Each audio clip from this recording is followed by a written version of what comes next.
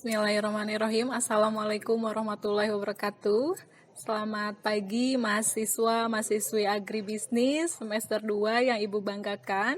Pada hari ini hari Sabtu tanggal 18 April 2020, kita kembali untuk bersama-sama mengikuti perkuliahan metode statistika setelah minggu lalu kalian melaksanakan UTS. Puji dan syukur kita hadirkan ke hadirat Allah Subhanahu wa Ta'ala, karena pada hari ini kita masih diberikan kesehatan, kemudian keberkahan untuk bisa bersama-sama mengikuti perkuliahan daring metode statistika ini, walaupun memang masih dalam kondisi yang pandemik masa darurat COVID-19 dan kita terbatas tempat, tapi tidak menutup kemungkinan juga terbatas untuk melakukan perkuliahan, begitu ya.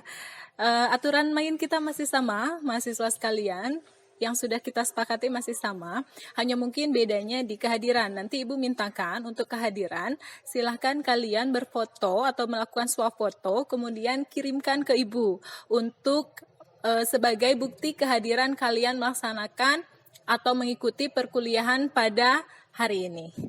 Untuk perkuliahan hari ini, Ibu akan kirimkan materi yang akan kita bahas secara bersama-sama. Bisa dilihat.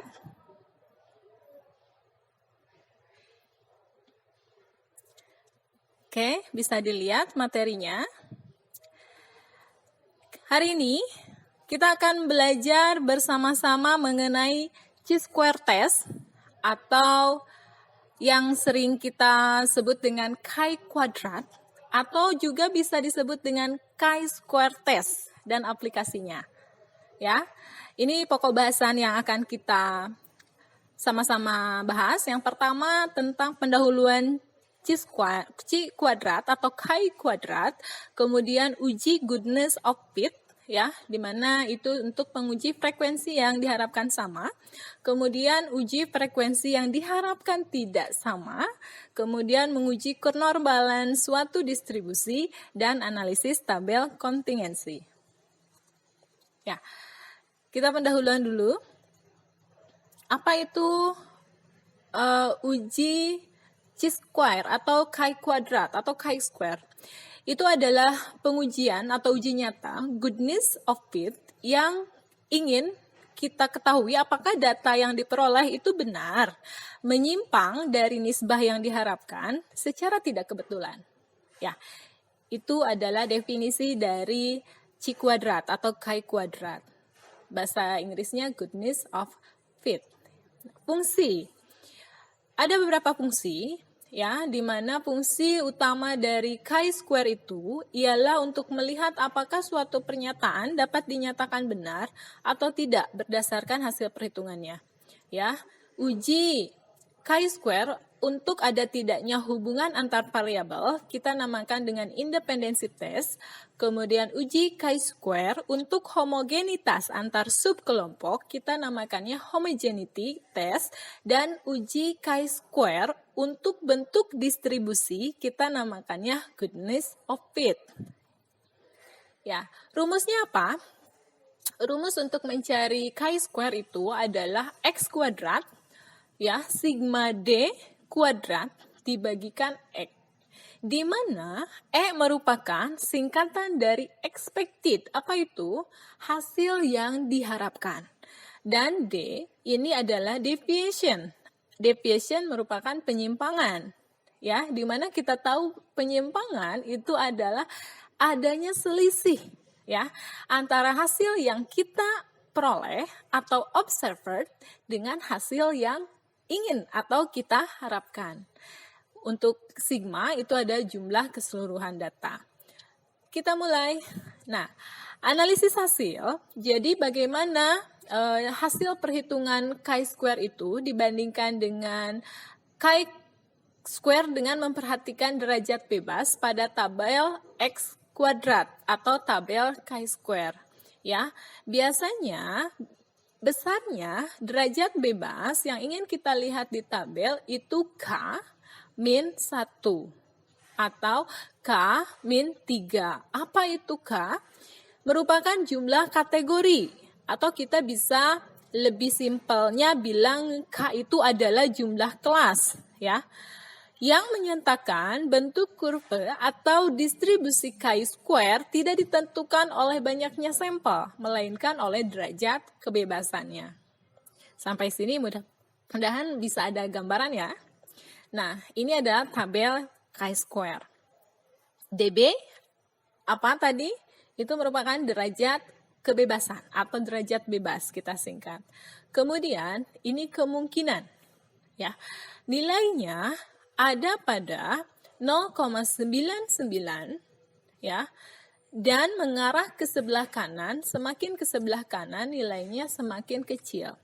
Di mana tabel 0,05 ini adalah taraf kepercayaan yang sering kita gunakan untuk pengujian di chi-square. Nah, dalam tabel X kuadrat tersebut, deretan paling atas mendatar namanya kemungkinan. Makin ke arah, makin menjauhi 1 berarti data percobaan makin kemungkinannya itu semakin kecil. Atau kemungkinannya berarti data tersebut kurang baik. Ya, kalau ke arah kiri, tadi kita lihat bahwa dia hampir mendekati angka 1. Ya, di mana kita tahu untuk peluang itu antara 0 dan sampai 1. Ya, tapi tidak mungkin berjumlah nilai 1 karena 1 itu merupakan nilai pasti gitu ya. Nah, berarti jika mendekati angka 1, data percobaan itu semakin besar atau semakin baik atau dapat dipercaya. Kemudian, daratan pada kolom yang paling kiri itu namanya derajat kebebasan, ya. Dan angka-angka lainnya berada dalam tabel adalah nilai dari chi-square atau X kuadratnya. Itu. Penyelidikan oleh ahli statistik menyatakan bahwa apabila nilai X hasil perhitungan terletak di nilai kemungkinan 0,05 atau kurang dari 0,01, berarti faktor kebetulan hanya berpengaruh sebanyak 5% atau kurang. Hal ini berarti ada faktor lain yang berperan dan lebih berpengaruh terhadap kejadian tersebut, sehingga data percobaan X kuadrat yang berada di bawah kemungkinan 0,05 itu dinyatakan buruk dan tidak valid. Ya. Kemudian, data percobaan yang dianggap masih bagus dan dapat dipercaya itu bila nilai chi-square dari percobaannya berada di bawah kemungkinan 0,10 atau lebih. Jadi semakin ke arah kiri itu dia semakin bagus, gitu ya. Ini sudah ya. Contoh adalah chi-square untuk percobaan dengan 3 kelas fenotip. Ada suatu peristiwa semi-dominasi pada perkawinan bunga merah warnanya dominan dengan bunga putih yang resesif.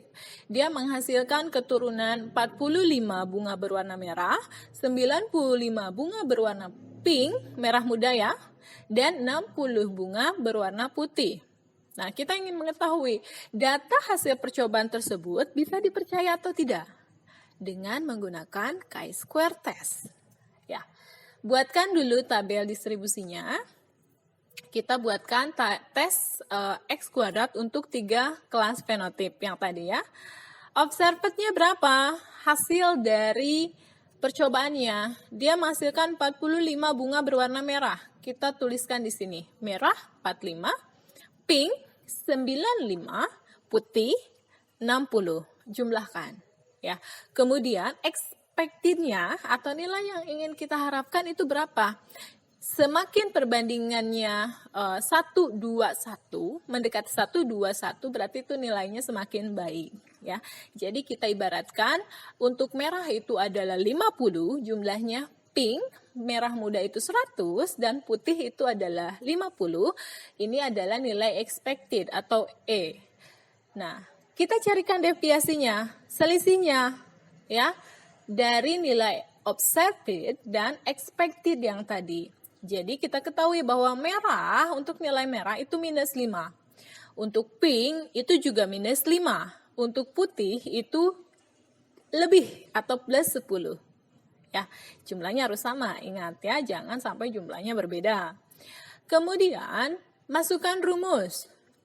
D kuadrat per E. Ya. D kuadrat min 5 kuadrat dibagikan expected. Ya. Maka hasilnya adalah 0,25.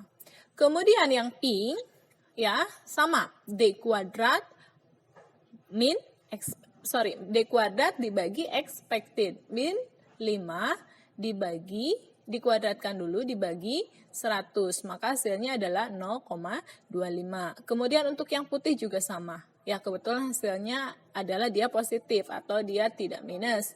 Jadi 10 kuadrat, 10 kali 10 dibagikan dengan 50, hasilnya 2.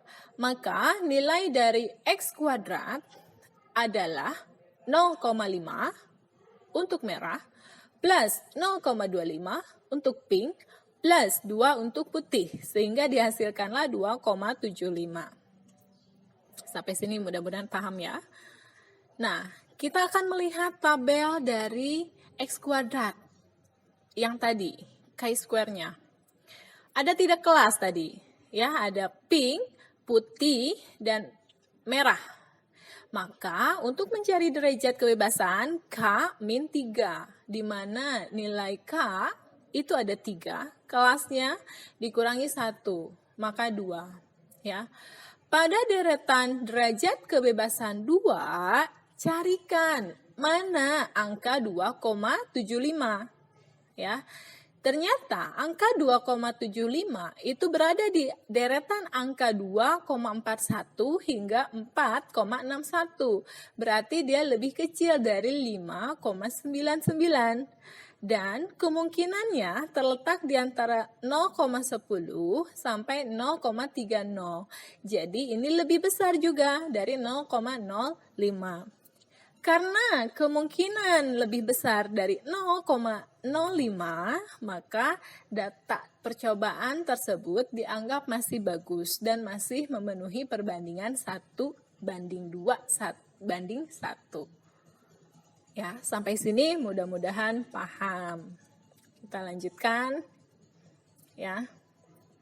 Tadi ya, di derajat bebas 2 dengan kemungkinan 0,5, deretannya kita dapatkan 5,99. Berarti memang data tersebut masih bagus atau dapat dipercaya.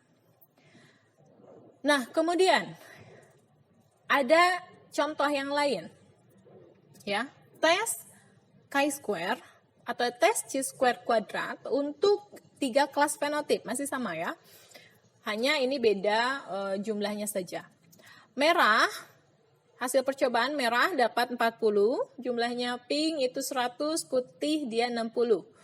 Expected yang kita harapkan itu 121, berarti harusnya 50, 100, dan 50.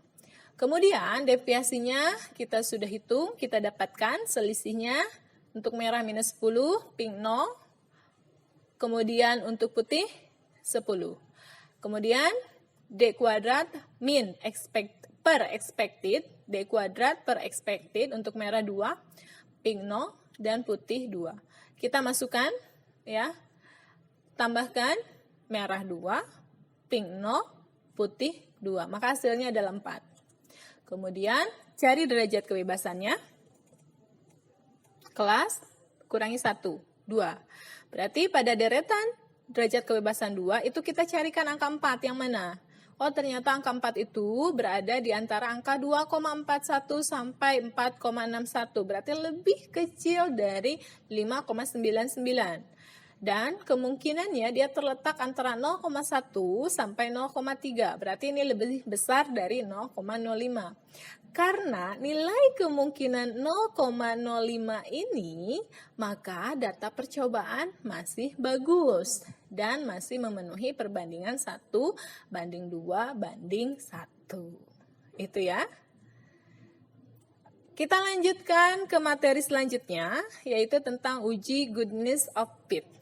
Apa ini? Ini merupakan pengujian tentang kompatibilitas. merupakan kesesuaian atau perbandingan antara frekuensi yang kita amati atau observed frequencies dengan frekuensi yang kita harapkan atau expected frequencies. Nah, frekuensi yang diharapkan sama atau tidak sama. Itu ya. Kesesuaian distribusi hasil pengamatan dengan distribusi normal namanya expected normal curve frequencies. Ya. Kita lihat dulu untuk uji goodness yang frekuensinya kita harapkan sama. Misal, untuk menarik konsumen, dilakukanlah pembungkusan barang dengan menggunakan warna yang berbeda. Dari pasaran bebas, diteliti pilihan warna si konsumen. Ya, ternyata hasil dari 1000 barang, para konsumen membeli pembungkus yang ada warna merah, hijau, biru, dan kuning berturut-turut. Didapatkanlah nilai 205 untuk merah, 286 untuk hijau, 315 untuk biru, dan 194 untuk kuning. Kita ingin tahu, apakah penyelidikan ini dalam taraf signifikansi 5% itu berhasil memperlihatkan bahwa memang warna-warna pembungkus yang berlainan itu mengakibatkan selera pembeli yang berlainan pula. Ya. Langkahnya apa? Langkahnya yang pertama adalah kita buatkan formulasi hipotesis atau jawaban sementara, di mana kita buatkan H0. H0 itu adalah hipotesis 0 yang tidak ada perbedaan antara frekuensi yang diamati dengan frekuensi yang diharapkan. Kemudian ada hipotesis alternatif atau HA, di mana ada perbedaan antara frekuensi yang diamati dengan frekuensi yang diharapkan. Kemudian tentukanlah taraf nyata yang akan kita gunakan. Kita pakai 5%. Ya, dan menentukan kriteria pengujian atau pengaturan pengambilan keputusan. Nilai kritis yang diperoleh dari tabel chi-square atau x kuadrat dengan df ya atau derajat bebas atau derajat freedom gitu ya. K-1 dan taraf nyata sebesar 5%. Kemudian hipotesis 0 akan diterima jika nilai x kuadrat atau chi-square itu kurang sama dengan 7,815. Dan hipotesis 0 akan ditolak jika nilai chi-square itu lebih dari 7,815. Ya. Dari situ, ketika kita sudah buatkan hipotesisnya, lalu kita pilih uji statistik yang sesuai dan menghitung frekuensi yang diharapkan. Ya, kasus yang tadi, yang pembungkus yang berwarna itu, ini rumusnya. Ya, x kuadrat sama dengan sigma kalikan dalam kurung FO kurangi FE dikuadratkan dibagi FE.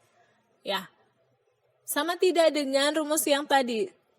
Intinya sama. Hanya di sini kita lihatkan adalah frekuensi. Ya, kalau tadi kita lihatnya nilai yang langsung kita amati dan yang dihasilkan, kalau di sini kita lihatnya adalah frekuensi. Nah, kita buatkan tabel penolong distribusinya.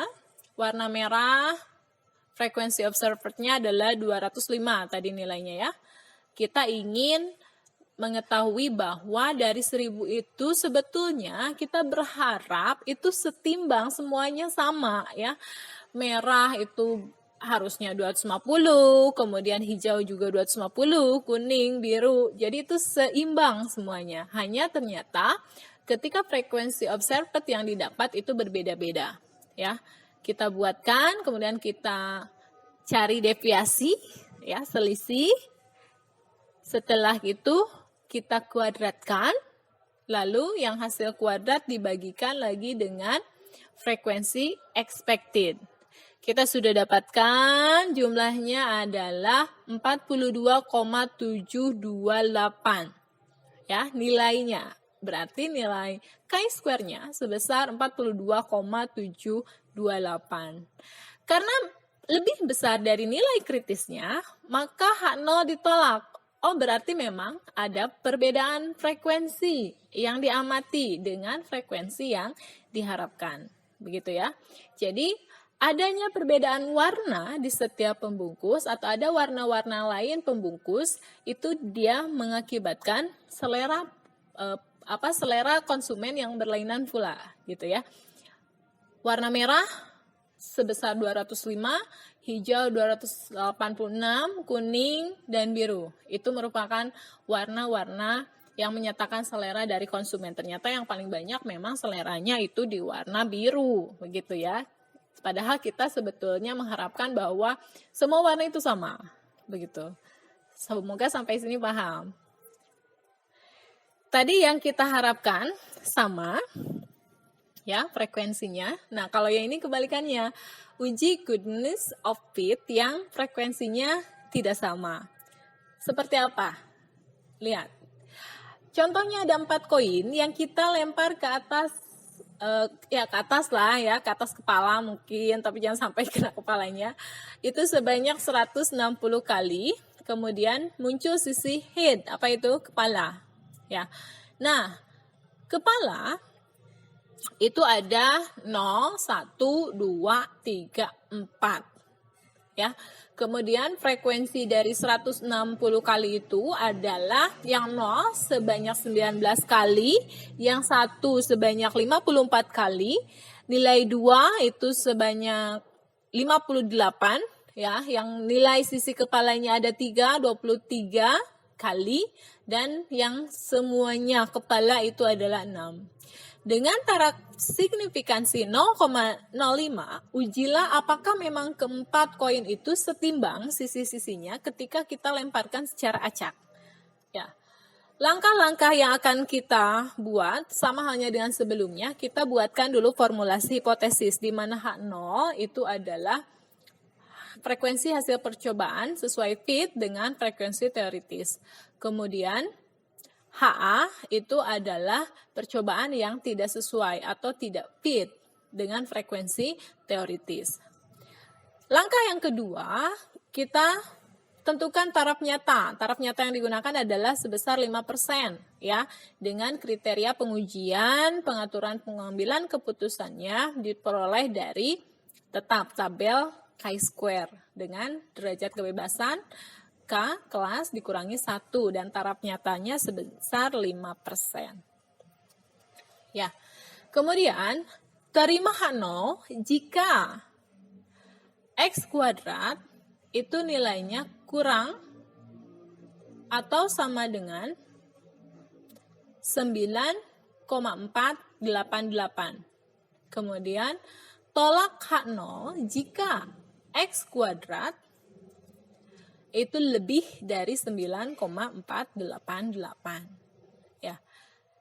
Sama seperti tadi kita buatkan tabel penolong distribusinya, ya, sisi kepalanya kita masukkan, kemudian frekuensi observednya itu yang hasil percobaannya juga kita masukkan, kemudian proporsinya kita masukkan, ya.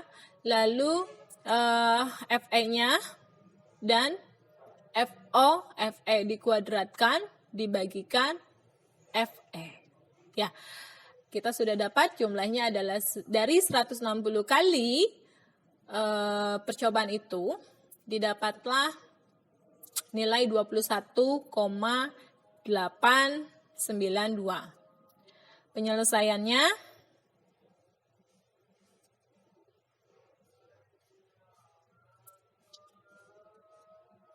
mana ya, sebentar. Nah, berarti dari sini coba lihat apakah diterima atau tidak. Nilainya H0 ditolak dan HA diterima.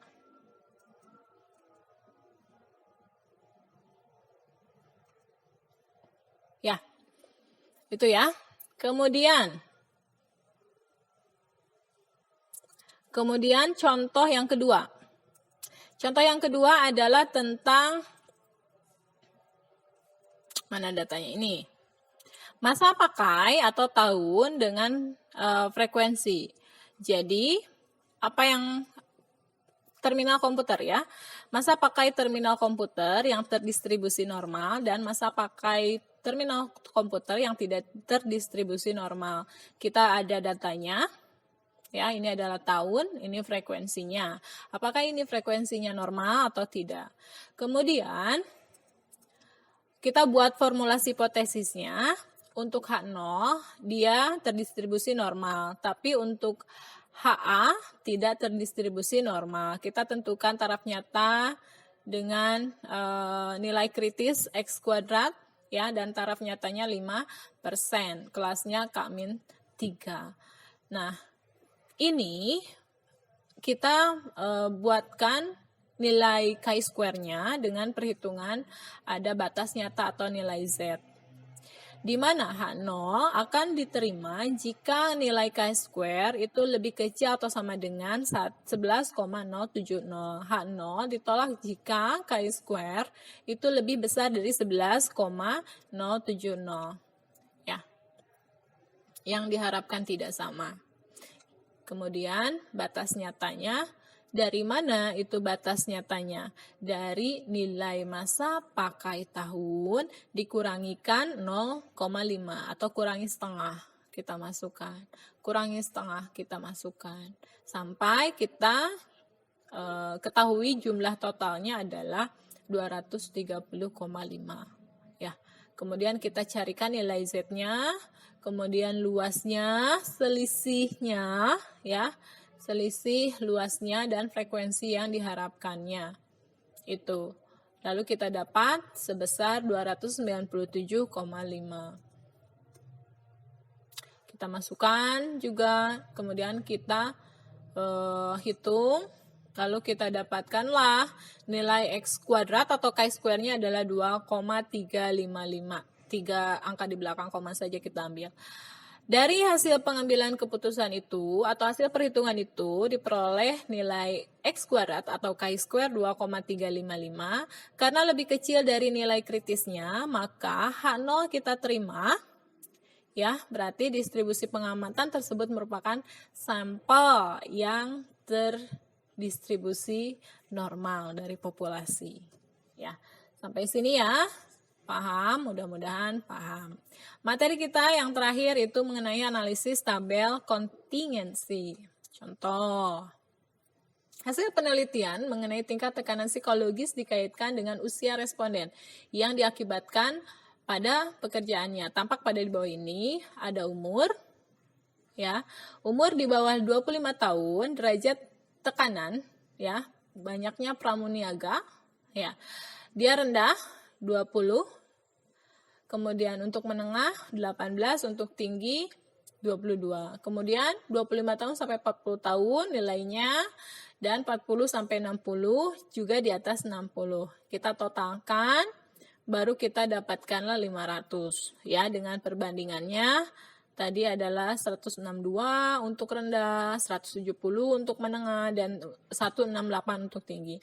Kita akan menguji apakah ada hubungan antara usia dengan tingkat tekanan psikologis pada taraf nyata 1%. Ingat yang kita gunakan adalah taraf nyatanya untuk 1%. Kita buatkan tetap formulasi hipotesisnya. Jadi H0-nya itu tidak ada sama sekali hubungan antara usia dengan tingkat tekanan psikologis. Kemudian hipotesis alternatifnya adalah ada hubungan usia dengan tingkat tekanan psikologis. Dan kita menentukan taraf nyata yang akan kita gunakan 1%, ya, dan menentukan kriteria pengujian atau aturan pengambilan keputusan di mana nilai kritis itu diperoleh dari tabel X kuadrat dengan derajat kebebasan K-1 dan taraf nyata 1%. Kita buatkan frekuensi yang diharapkan. Rumusnya adalah atau frekuensi expected. Total baris dikalikan total kolom dibagikan total keseluruhan. Nah, kita sudah buatkan tabelnya, ya. Ada frekuensi observed dan ada frekuensi expected. Kemudian kita sigmakan, jumlahkan, tarik sudah kita dapatkan. Kemudian kita hitung ini, ya nilai X kuadratnya, didapatlah nilai bahwa untuk kurang dari 25 tahun itu adalah 0,168, 25 sampai 40, 0,196, 40 sampai 60, 0,036, kemudian di atas 60 adalah 0,178, sehingga total dari keseluruhannya itu adalah 2,191. Nah, dari kesimpulan atau pengambilan keputusan tersebut bahwa X kuadratnya adalah 2,191. Karena lebih kecil dari nilai kritisnya, maka H0 diterima. Berarti tidak ada hubungan antara usia dengan tekanan psikologis. Jadi tidak ada pernyataan yang bisa dipercaya bahwa semakin tingginya umur seseorang itu akan berdampak pada tekanan psikologi seseorang itu semakin besar. Itu tidak ada ya, karena sudah dibuktikan tadi dengan percobaan tabel kontingensi. Nah, mahasiswa agribisnis semester 2 yang Ibu banggakan ya, ini ada latihan soal ya. Latihan soal ini bisa dikerjakan secara berkelompok. Untuk kelompok 1, kalian akan membahas mengenai uji goodness of fit dengan frekuensi yang diharapkan sama. Yang kelompok 2, uji goodness of fit dengan frekuensi yang tidak diharapkan sama, atau yang diharapkannya itu dia frekuensinya tidak sama. Dan kelompok 3 adalah menguji kenormalan suatu distribusi. Ya, ini untuk kelompok 1. Soalnya, ya. Penelitian tentang hubungan antara merokok, hipertensi dengan total sampel 110 laki-laki, dapat 3 orang menderita corona heart disease CHD ya. Kebiasaan merokok 5 orang menderita tanpa disertai kebiasaan merokok, sedangkan sisanya 0 orang dengan kebiasaan merokok, 30 orang non CSD tanpa kebiasaan merokok. Hitung apakah ada perbedaan antara merokok dengan yang tidak merokok terhadap kejadian CHD itu ya. Nah, kelompok 2 adalah yang diharapkan tidak sama itu ya. Kita menduga bahwa keadaan ekonomi seorang itu tidak ada kaitannya dengan tingkat pendidikan, atau justru sebaliknya, bahwa keadaan ekonomi seseorang itu sangat terikat erat dengan tingkat pendidikannya. Ini soalnya ya, di mana ada kategori dari tingkat pendidikannya tidak tamat SD, SMP, SMA, perguruan tinggi, dan totalnya. Ini yang di bawah garis kemiskinan, ini adalah di atas garis kemiskinan, sehingga total keseluruhannya 130 datanya. Ya, coba nanti diujikan uji goodness of fit yang frekuensi yang diharapkan tidak sama itu. Kemudian untuk kelompok 3 itu soalnya tentang apakah ada hubungan asupan lauk dengan kejadian anemia pada penduduk desa gitu ya. Kemudian ambil sampel sebanyak 120 orang, dari 50 orang itu asupan lauknya baik, kemudian 70 orang itu kurang ya. Dan ternyata setelah dilakukan pengukuran kadar hemoglobin, dari 50 orang asupan lauknya baik, 10 orang dinyatakan anemia. Ya, sedangkan dari 70 orang yang kurang, itu 20 orang anemia. Maka ujilah apakah ada perbedaan proporsi anemia pada kelompok tersebut. Tugas kelompok itu untuk kelompok 1 akan dikerjakan oleh Ayu, Arman, dan Cecep. Kemudian kelompok 2 dikerjakan oleh Autia, M. Ihwanuddin, dan Akmal. Kemudian kelompok 3 oleh Dewi, Cecem, dan M. Rosandi. Ya, silahkan berdiskusi. Boleh berdiskusinya via Zoom, boleh berdiskusinya via WhatsApp, dan lain sebagainya. Tapi tetap stay safe, stay at home ya, di rumah saja, dan kerjakan tugasnya. Kapan ini dikumpulkan? 1 hari sebelum mengikuti perkuliahan metode statistik di pertemuan selanjutnya. Itu sudah harus dikirimkan email ke alamat email Ibu. Alamat email Ibu masih sama. Silakan kalian bekerja bersama-sama ya, walaupun dengan keterbatasan. Mudah-mudahan apa yang Ibu sampaikan pada hari ini bisa kalian pahami, bisa kalian aplikasikan nanti di masa depan ya. Nanti bisa teraplikasikan ketika kalian akan melakukan penelitian dan lain sebagainya. dan Ibu tunggu untuk hasil tugasnya. Oke, Ibu tutup. Salam sehat semuanya, tetap jaga kondisi, tetap di rumah saja, dan semoga wabah ini segera berakhir dan kita bisa kembali bersama-sama bertatap muka dengan langsung di kampus. Amin ya. Wabillahi taufiq wa hidayah. Wassalamualaikum warahmatullahi wabarakatuh.